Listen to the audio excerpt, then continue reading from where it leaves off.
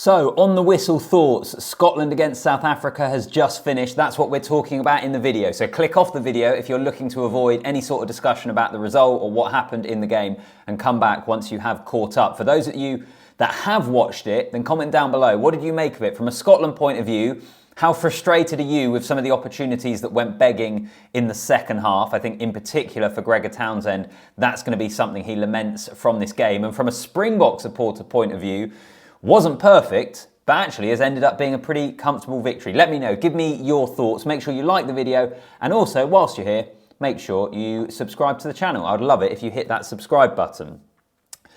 So top line, straight out the gate, my general thoughts are probably it ultimately came down to the team that was more clinical and in particular had more power off the bench. Although I think the first part of what I said in that sentence, the clinical part of it, was the story in this game.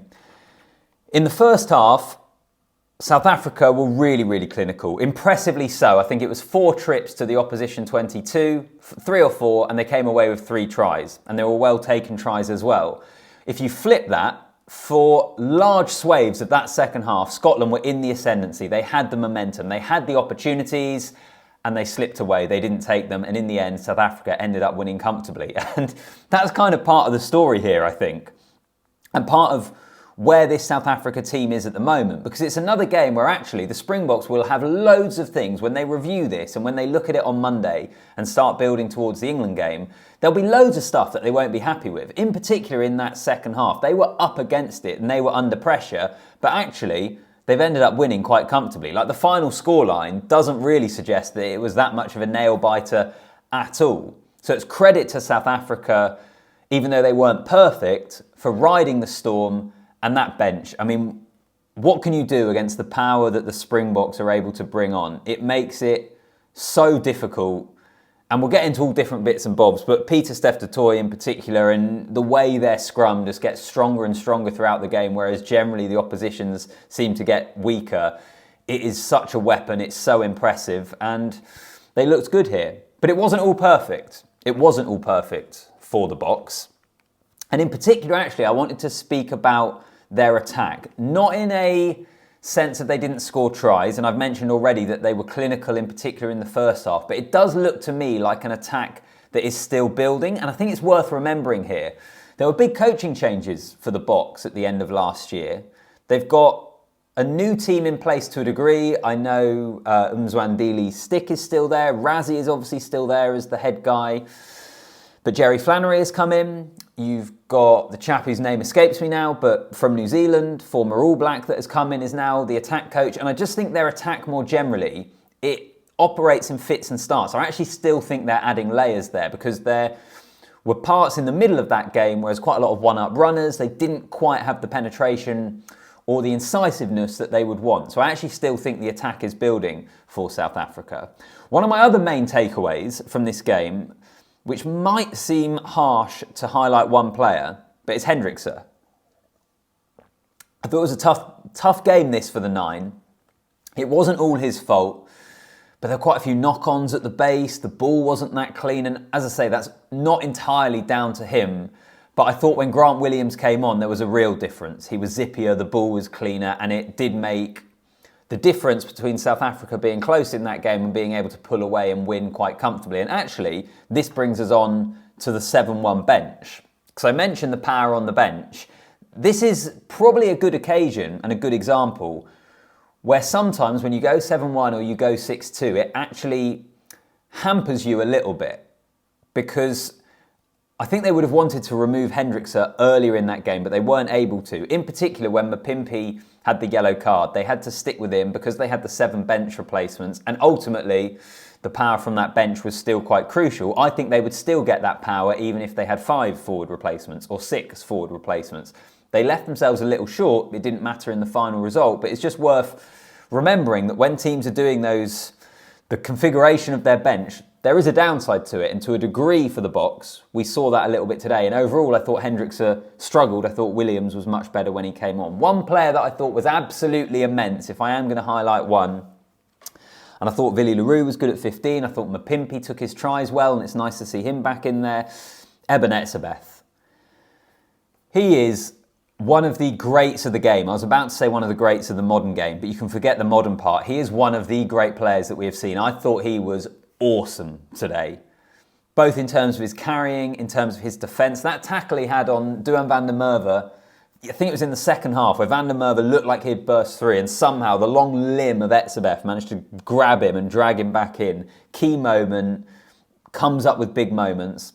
I thought he was excellent. So overall, for South Africa, things to work on. It's a real positive sign, isn't it? When you can be under a lot of pressure away from home, not necessarily playing that well, but still winning quite comfortably and being clinical in the first half, having the power coming off your bench. They are the #1 team, I think, in the world at the moment. But let's get on to a Scotland point of view, because I mentioned how it was a story of two different sets of attacks being clinical. Scotland in that second half had opportunities, and how many times we said this before about this team, that they just can't kick on, find the next gear, get over the line against the best teams in the world, however you want to kind of phrase it.